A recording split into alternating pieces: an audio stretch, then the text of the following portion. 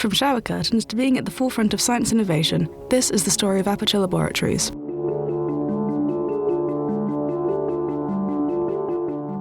Founded in the early 1940s by Cave Johnson, Aperture fixtures focused mainly on manufacturing shower curtains.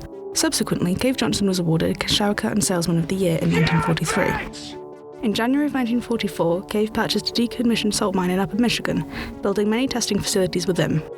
With rebrand to Aperture Science Innovators in 1947, they begin their scientific endeavours, winning them Best New Science Company award for that year. Around this time, a decades-long rivalry with Black Mesa, another science facility from the Half-Life game series, begins.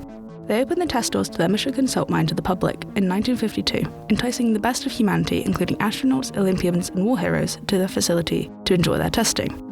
4 kilometers below the Earth, in an asbestos-rich environment, their less-than-stellar safety precautions and a chaotic CEO at the best of times led to a lot of brutal injuries and fatalities. Some of the inventions they were testing included a repulsion gel, a gel that made things bounce off of a surface more than they would before. It also reacted with the human skeleton in a very violent manner. Genetic modification, merging human and praying mantis DNA, leading to a replacement combat test against an army of praying mantis men, reducing human water content from 60% to 20 to 30% through exposure to jet engines, using nanomachines to inject experimental RNA molecules into test subjects' tumours. The tumours were complementary. Using lasers to turn test subject blood into gasoline. Coffee laced with fluorescent calcium to monitor brain activity, with a high risk of vitrifying the frontal lobe. Trace amounts of time travel, and more. It was sometime around here where Aperture invented the most advanced and world-changing piece of technology, the Aperture Science Portable Quantum Tunneling Device, later renamed to the Aperture Science Handheld Portal Device, or in layman's terms, the portal gun. Despite the grisly nature of their tests, Aperture remained very popular, so much so that in 1956 they signed a contract with the Eisenhower administration to manufacture all the shower curtains for the US military, excluding the Navy. They also landed many other contracts with the Department of Defense, earning runner-up awards for Contractor of Defense in 1952, 53, and 54, always being beaten by Black Mesa. Their funding enabled them to expand their operations. At their peak, they were performing over 1,000 tests per day.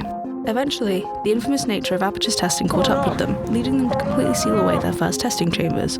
However, the worst thing to happen to the company came with the 1968 Senate hearings on missing astronauts that resulted in bankruptcy for the company. Cave blamed Black Mesa for their misfortune. Somehow managing to keep the company functional, Cave further expanded the facility by 1971, the financial issues leading them to use cheaper materials. They started to test their new propulsion gel to make people go a lot faster on a surface it was coated with, and in a specially built dry dock, they constructed the famed Borealis, designed to be the pinnacle of Aperture's portaling technology, a massive research ship that ended up completely disappearing, even taking part of the dry dock with it. The story of the Borealis would become legendary among experts in the field. With no elite test subjects jumping into Aperture due to their reputation, they started to pay anyone and everyone to take part in their tests, including homeless people and vagrants.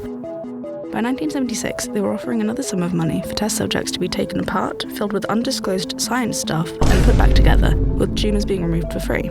Aperture, being aware of how many laws they were breaking, put a lot of effort into their experiments remaining secret, urging employees to alert their supervisors if they spotted any government officials or journalists. With their stream of test subjects starting to dwindle by 1981, Aperture started to make the push for employees to volunteer to be test subjects as they started to make the switch to becoming an automated facility.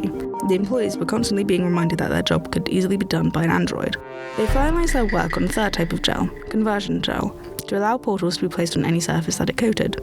However, one of the gel's main components was ground-up moon rocks, of which Cave Johnson purchased $70 million worth, despite not even being able to afford $7. Upon exposure to the lunar dust, Cave became gravely ill, leading him to push the engineers to create a computer powerful enough to contain a person's brain. Before the technology could be completed, Cave died, urging the scientists to put the mind of his assistant Carolyn into it instead and letting her run the facility. After Cave died, Carolyn did take over the facility, sealing off the test chambers in 1985 and constructing a completely new facility over it. They abandoned the gels in favour of developing their portal technology and the genetic life and disk operating systems, otherwise known as GLaDOS. After a decade of working on GLaDOS and putting Carolyn into it, they had gotten it mostly functional, though still needing work and refinement. In the early 2000s, Aperture hosts their first annual Bring Your Daughter to Work Day, activating the AI for GLaDOS for the first time. Upon being activated, GLaDOS became self-aware, locking everyone in the facility and flooding it with a deadly neurotoxin. However, this is partially halted when she's quickly fitted with a morality core.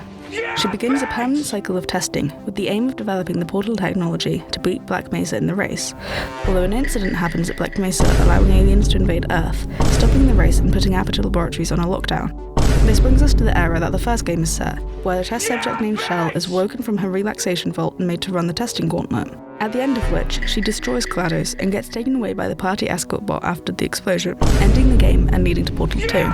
Portal 2 is set a very long time after the first game. Without GLaDOS in control of the facility, it's overgrown and falling apart. Shell is once again awoken and being made to test, being guided by a personality core named Wheatley. After being briefly taken over by Wheatley, the game ends with GLaDOS being back in control of the facility, rebuilding into its former glory and resuming a permanent testing cycle, now using androids as test subjects, as they can be rebuilt and largely won't rot away like humans do, allowing Aperture to continue testing for as long as possible.